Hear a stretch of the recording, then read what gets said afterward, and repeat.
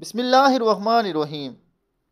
ایک شخص ایک تجربہ کار عالم دین کی خدمت میں حاضر ہوا اور کہا، جب میں نے اپنی بیوی کو شادی سے پہلے پسند کیا تو ایسا محسوس ہوتا کہ اللہ نے دنیا میں اس جیسا کسی کو نہیں بنایا، اور جب اس کو شادی کا پیغام بھیجا تو مجھے محسوس ہوا کہ بہت سی دوسری عورتیں بھی خوبصورت ہیں، اس کی مثل ہیں، اور پھر جب میں نے اس سے شادی کر لی تو مجھے محسوس ہوا کہ بہت سی عورتیں اس سے زیادہ خوبصورت ہیں۔